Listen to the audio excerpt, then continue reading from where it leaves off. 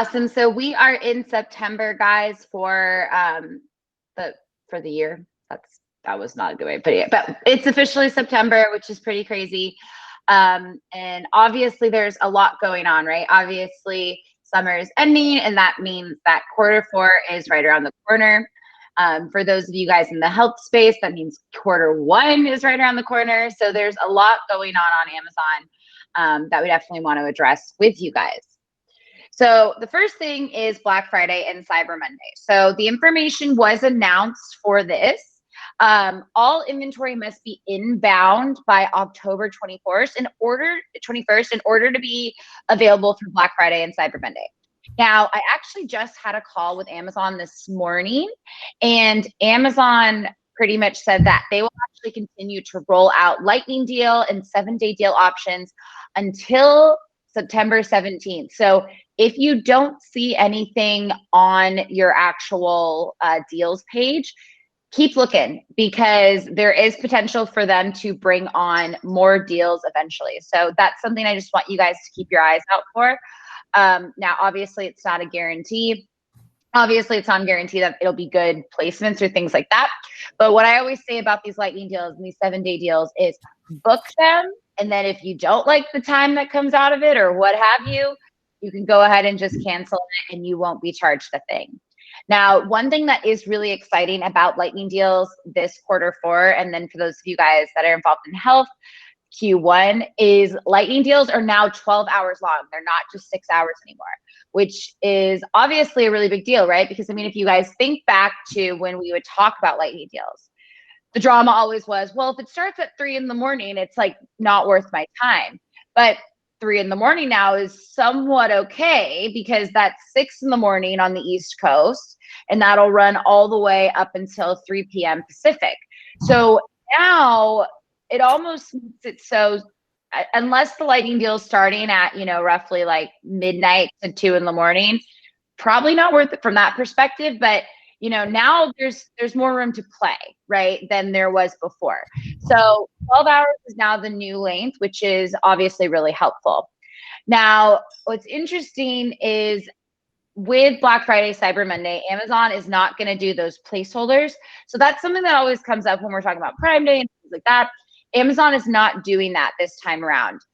So for coupon clippings and pretty much any promotion, besides deals or 7-day deals, those can be submitted all the way up until November 25th, which would be the Wednesday before Thanksgiving, right? So just to give you guys some time. But again, there's no special hold times for Black Friday or Cyber Monday. Now, we did just I just had a meeting with Amazon this morning. One thing that they did mention is if you guys are not offering a 20% off coupon clipping or higher, you will not be eligible to be featured on the coupon clippings page. So, as far as all of that goes, pretty much, you guys can decide, is it worth doing 20% off or not? Obviously, a coupon clippings feature is never guaranteed with Amazon, but 20% off gives you a shot that you wouldn't have had. So that's just something to consider when you guys are picking your promotions for Black Friday and Cyber Monday. Now, another thing that, again, I don't think we've addressed, actually, before we end that topic, Black Friday, Cyber Monday, we are going to talk about these topics specifically once it gets closer. Probably look for that to be the October topic for the month is what I'm thinking. Just because honestly, the game has changed even now from last year to this year in terms of what's important to have a successful Black Friday and Cyber Monday, right? So we are going to have a full coverage of that next month on just what you guys need to do for Black Friday and Cyber Monday.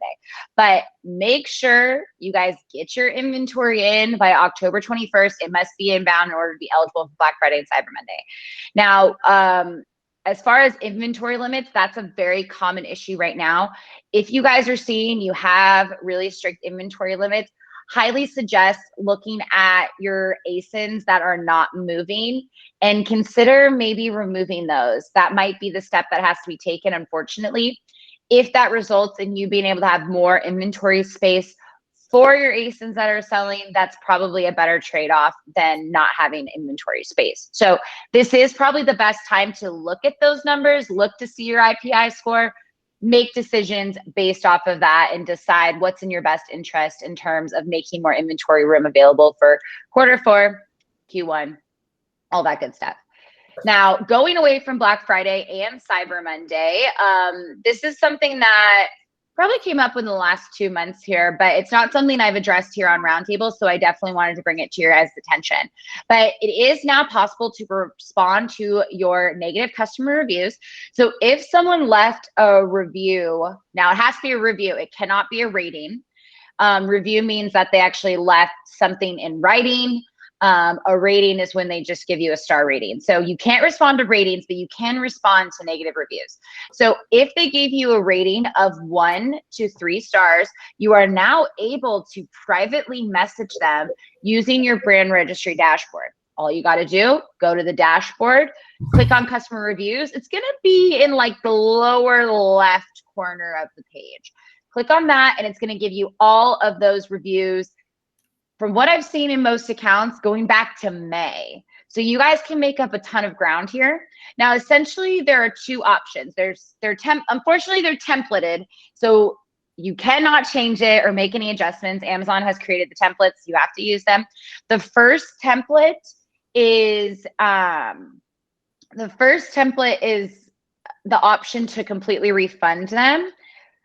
This one makes me nervous. The reason why is it almost drops the customer into a ManyChat type flow. It's automated. That's a better way to put it than ManyChat, I guess. But it's an automated flow.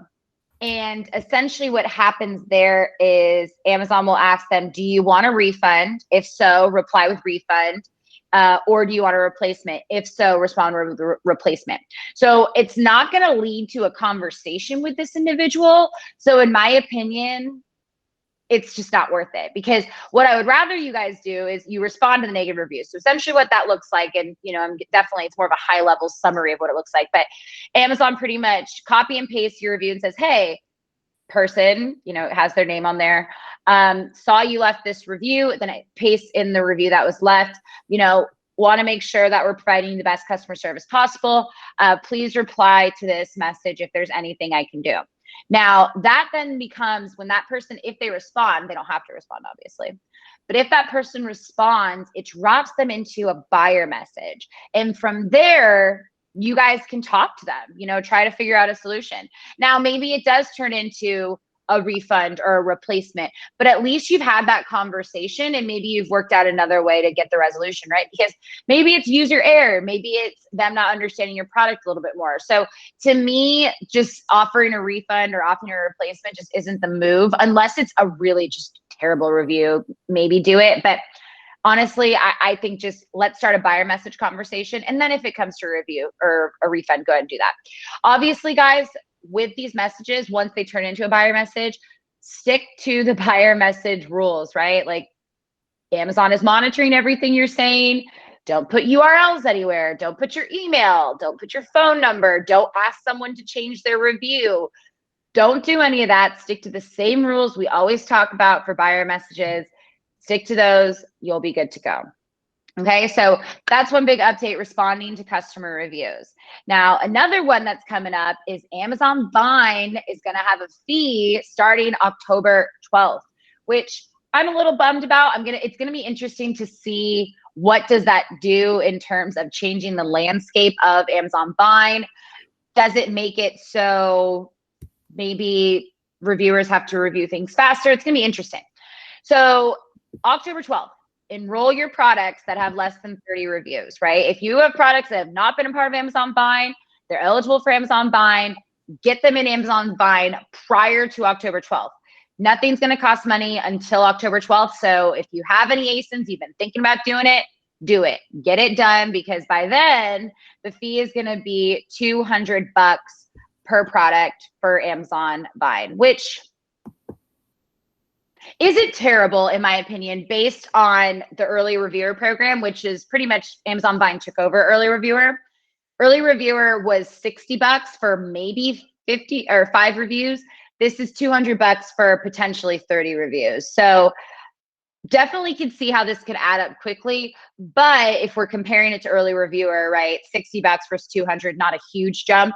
So at least it's somewhat doable. I remember back in the day with with Vendor Central, it would be in the thousands to do this program. So somewhat reasonable. What's interesting is Amazon will not charge a fee if the product does not get any reviews. So if no reviews come from this program, pretty much Vine will not charge you that fee. In the first Vine review is published more than 90 days from the date your product, then you also don't have to pay that fee. So if it's taking a while to get these Vine reviews, then you guys aren't going to have to stress about that fee, which is great.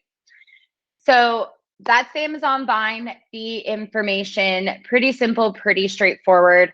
Again, go ahead and check your ASINs right now. See which ones have less than 30 reviews. Those are the ones to enroll in Amazon Vine sooner rather than later. Now, another thing that's relatively new is the brand referral bonus. This is a program where Amazon is going to pretty much give brands a bonus for sending external traffic, which is pretty exciting considering this is something that's obviously on the rise with Amazon attribution. So what I would say for those of you guys that are not signed up, you definitely want to sign up for the brand referral bonus. Just because it's free to sign up. Amazon's going to see you're sending external traffic, and it's definitely just worth your time to see if there's anything that you can gain from doing it. Now, one thing that is not listed here is customer engagement. And this is actually something that came up today, and that's why it's not on this presentation. So customer engagements is something that we spoke about probably 3 or 4 months ago. Amazon pretty much came out and said, if you have 1,000 followers on your storefront, that you will be able to essentially email those customers through a program called customer engagement. Now, what's interesting is our team has found that we have multiple brands that are not even near the 1,000 follower limit, and they already have customer engagements available. Even again, that they're not close to the limit. So my suggestion would be go under brands, click on customer engagements, and see if it allows you to create a campaign. If it allows you to create a campaign, then you are eligible. And I don't have a rhyme or reason for this. I don't have, I have no idea why Amazon is allowing this, but they are. So it is random brands that they are selecting from what I'm gathering. Because again, I look at some brands we're working with and I don't see a correlation in terms of like sale volume or things like that. So I think it's worth just everyone checking out, seeing it if you're eligible. If you're not eligible, continue to work towards those 1,000 followers. But customer engagements is something that our team is heavily testing right now. I don't have results for you guys right now to share and say, oh, this is the next best thing, or maybe this is the dud. I don't have that information for you guys right now, but that is something that our team is actively testing. So stay tuned for results there.